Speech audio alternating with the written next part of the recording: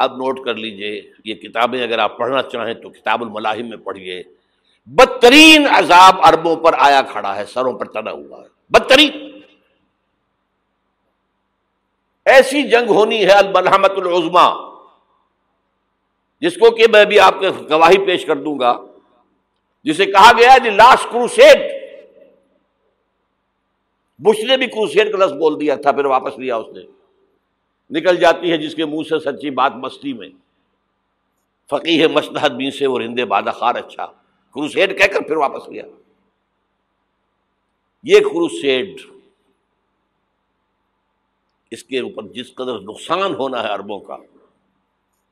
Greater اسرائیل بنے گا، یہ عراق، شام، اردن، سعودی عرب کا کچھ شمالی علاقہ، ترکی کا جنوبی علاقہ، مصر کا صحرائے سینا، اور اس کے ساتھ ہی جو بہترین اس کا زرخیز ترین علاقہ ڈیلٹا آف نائل، یہ سب یہودیوں کے قبضے میں جائیں گے.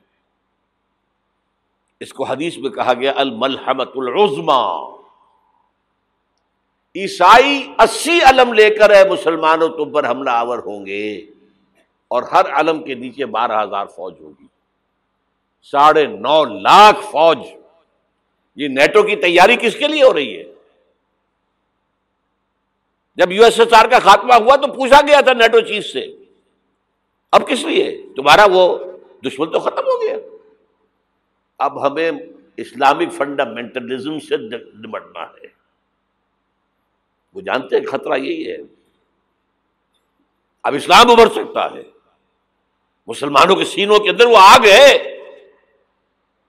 اوپر خاکستر آ گیا ہے، تم پہ اٹھانا بیٹھنا، یہ اندر تو انگارہ ہے، اوپر سے راکھ ہے، اس سے دھوکہ نہ کھا جانا ان کے دلوں کے اندر.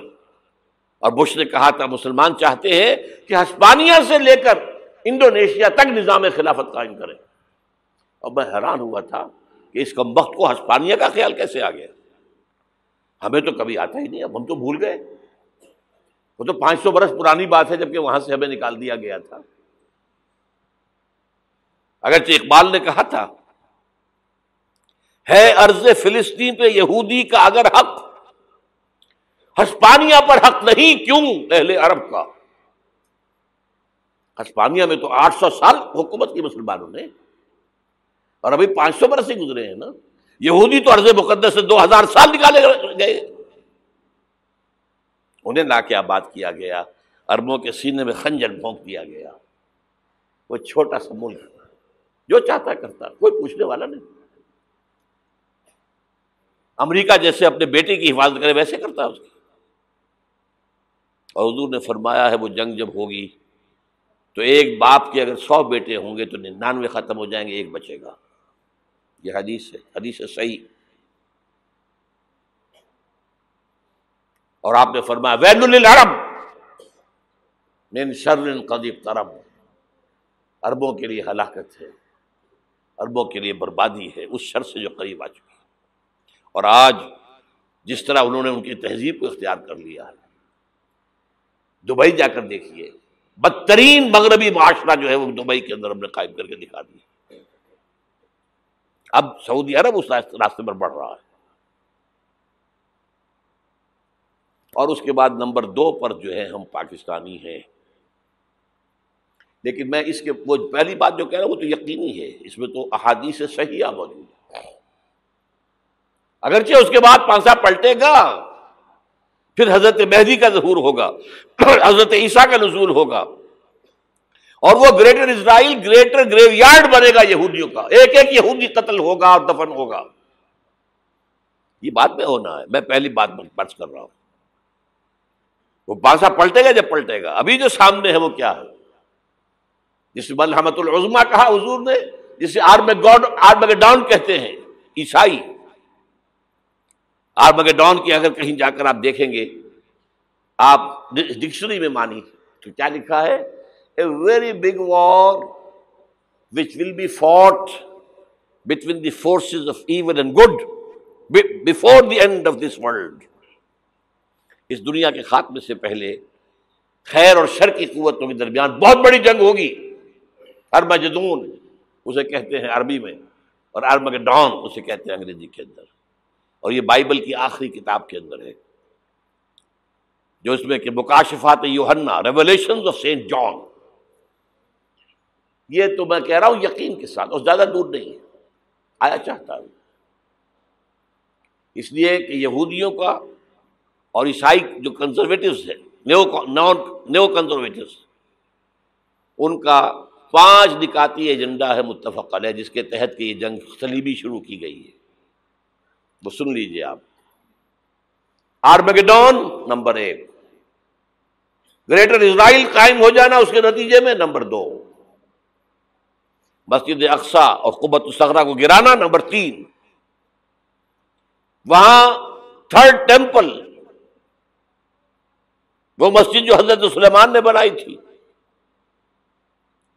1000 قبل مسیح میں، پھر برباد کی تھی نبوکدنضر نے، دوبارہ بنائی گئی، پھر دوبارہ ختم ہوئی 70 عیسوی تک گری پڑی ہے. ان کا خانہ کعبہ گرا ہوا ہے 70 عیسوی سے لے کر آج تک.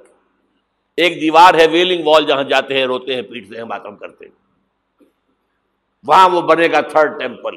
اور نمبر 4، اس میں لا کر رکھا جائے گا تخت حضرت داؤد کا. یہ تخت کہاں ہے اس وقت؟ یہ لندن شریف کے اندر، جو ان کی پارلیمنٹ کا جو چرچ ہے، ویسٹ منسٹر ایبے، اس میں رکھا ہوا ہے. ایک پتھر تھا جس پر بٹھا کر حضرت داؤد کی تاج پوشی ہوئی، پھر حضرت سلیمان کی ہوئی، پھر وہ پتھر رکھ دیا گیا جب حضرت سلیمان نے بنایا ہیکل مسجد اقصی، وہاں رہا وہ. ہر بادشاہ جو تھا یہودی اسی کے اوپر بٹھا کر اس کی تاج پوشی ہوتی تھی. سن 70 میں ٹائٹس نے گرایا اسے، ہیکل کو، وہ پتھر لے گیا، وہاں سے روم گیا، روم سے آئرلینڈ گیا، آئرلینڈ سے اسکاٹ لینڈ آیا، اسکاٹ لینڈ سے انگلینڈ آیا، اور اب وہ رکھا ہوا ہے 14ویں صدی عیسوی سے آج تک. وہ ویسٹ منسٹر ایبے میں رکھا ہوا، ایک کرسی کی سیٹ میں اسے بنا دیا گیا ہے تخت کی شکل میں. اب انگریزوں میں کوئی ملکہ ہو، کوئی بادشاہ ہو جس کی بھی تاج پوشی ہونی اس میں ہوتی.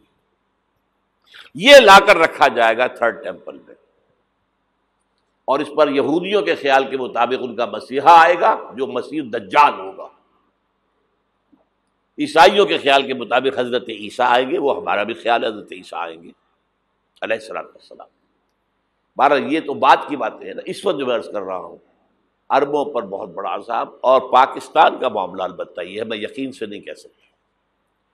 ہینگنگ ان دی بیلنس، ہو سکتا ہے اللہ تعالی ہم پر رحم فرمائے، ہو سکتا ہے، اگرچہ اس کی کچھ شرائط ہوں گی. چمن کے مالک اگر بنا لیں موافق اپنا شعار، اب بھی چمن میں آ سکتی ہے پلٹ کر چمن سے روٹھی بہار، اب بھی ہو سکتی ہے. اور یہ بھی ہو سکتا ہے کہ اللہ تعالیٰ نے معجزانہ طور پر ہمیں ملک دیا، ہم نے اللہ سے بدعہدی کی، وعدہ خلافی کی، غداری کی، لہذا سزا دی جائے اور ہم سے یہ ملک چھین لیا جائے. It's just possible. دور نہ سمجھے اسے، انہونی بات نہ سمجھے.